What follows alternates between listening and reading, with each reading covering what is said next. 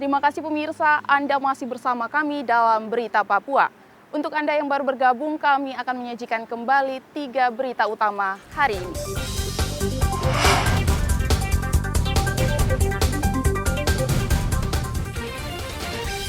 Kontak tembak dengan kelompok kriminal bersenjata di Kabupaten Intan Jaya. Seorang polisi tewas. Gaji belum dibayar sejak Mei, puluhan petugas kebersihan rumah sakit membuang sampah di halaman rumah sakit Dok 2, Jayapura. Menteri Dalam Negeri mengingatkan aparatur sipil negara wajib netral dalam pemilu. Jika tidak, sanksinya pemecatan.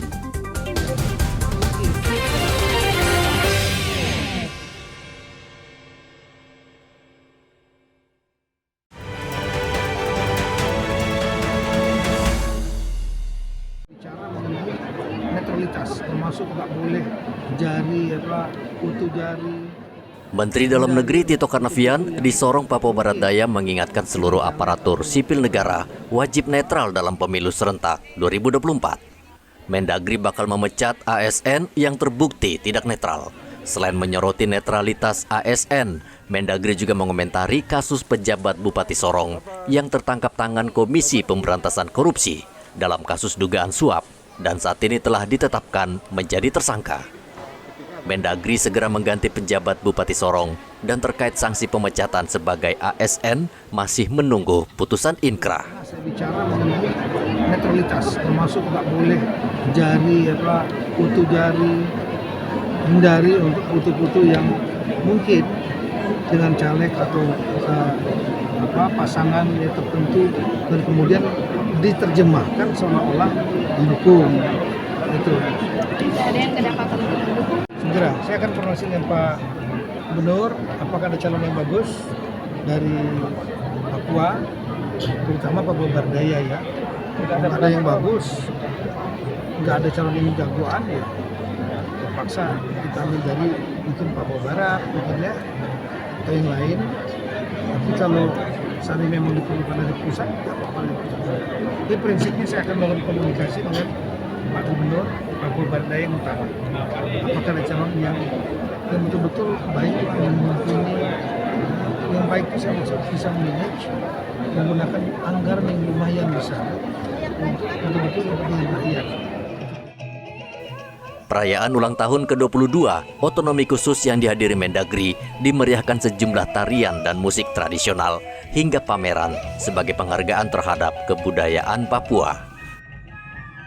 Topan melaporkan dari Sorong, Papua Barat Daya.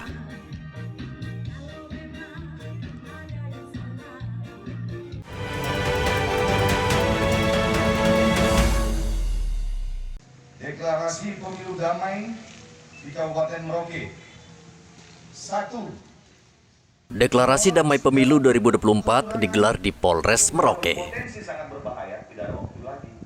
Perwakilan 18 partai politik hadir langsung dan berkomitmen bersama Polri untuk menjalankan demokrasi damai. Kapolres Merauke AKBP Sandi Sultan mengatakan TNI dan Polri sebagai alat negara wajib netral dalam pemilu. Soal netralitas, insya Allah ya kita pegang komitmen.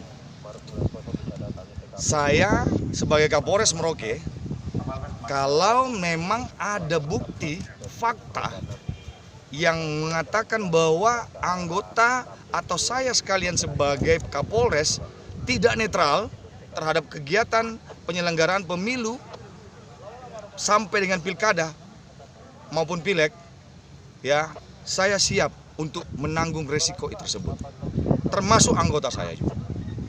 Kalau itu ada fakta dan buktinya. Kapolres juga meminta partai politik tidak memainkan politik kotor atau politik uang karena bisa dihukum, apalagi memprovokasi warga melanggar hukum. Muhammad Ridwan melaporkan dari Merauke, Papua Selatan.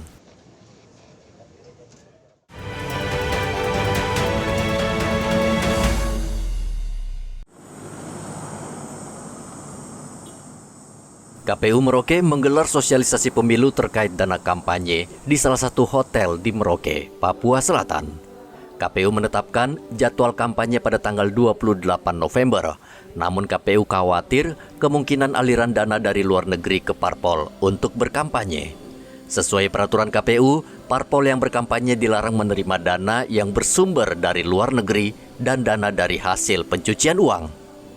Ketua KPU Merauke, Roske Bubun, mengatakan semua sistem terkait pelaksanaan kampanye bisa diakses dalam sistem informasi secara detail, termasuk dana kampanye parpol peserta pemilu yang akan diaudit lembaga teknis berwenang. Ini adalah salah satu sistem atau aplikasi baru yang diterapkan di KPU yang mengintegrasikan antara kampanye dan dana kampanye, bahwa kampanye harus segera tiap peserta pemilu harus melaporkan, kemudian juga dana kampanye dari setiap peserta pemilu yang wajib harus dilaporkan. Dan dilaporkan di dalam, pertama, mereka harus memiliki rekening dana kampanye. Setelah itu mereka akan melaporkan laporan awal dana kampanye, kemudian laporan penerimaan sumbangan dana kampanye, dan laporan penerimaan pengeluaran dana kampanye. Ini di akhir, setelah itu akan diaudit oleh kantor akuntan publik terkait dengan larangan-larangan terkait dengan dana-dana yang diterima dari pihak-pihak luar. Tentunya dana dari pihak asing itu sangat dilarang. Kemudian besaran dan jumlah dari sumbangan dana kampanye pun itu diatur di dalam PKPU, dan juga dilarang dari pencucian uang, ya, itu dilarang terkait dengan ini. Terkait kampanye, Bawaslu Merauke mengingatkan semua partai politik dan calon legislatif wajib mengikuti aturan kampanye. Ketua Bawaslu Merauke, Agustinus Mahuse, mengatakan saat kampanye semua parpol akan melakukan berbagai cara untuk menarik simpati pemilih sehingga bisa memicu pelanggaran. Yang paling potensial terjadi pelanggaran itu di tahapan apa ya Pak Ketua? Memang paling berat dan krusial itu di kampanye. Kampanye ya? Iya, jadi berbagai macam metode orang akan lakukan untuk mengumpulkan suara, kemudian mempengaruhi konstituen. Nah, beban berat itu yang kami coba melalui sosialisasi produk hukum sehingga pemahaman terhadap unsur masyarakat yang ada itu bisa berjalan dengan baik. Nah, mereka mengambil peran untuk mensosialisasikan lagi bahwa apapun yang terjadi di kampanye nanti akan ditindak sesuai prosedur hukum. Bagi saya, himbauan kepada partai politik itu hendaknya menaati aturan pelaksanaan kampanye, mulai dari administrasinya sampai dengan pelanggaran-pelanggaran yang nantinya akan terjadi. Yang paling penting itu tertib terhadap pelaksanaan kampanye. Jadwal kampanye tidak benturan dengan yang lain, kemudian strategi kampanye dan metode itu harus dijalankan dengan baik. KPU menetapkan beberapa larangan dalam berkampanye, antara lain menghasut, menghina suku, agama, dan mengadu domba hingga mengganggu ketertiban umum. Muhammad Ridwan melaporkan dari Merauke, Papua Selatan. Yang pertama adalah black campaign. Biasanya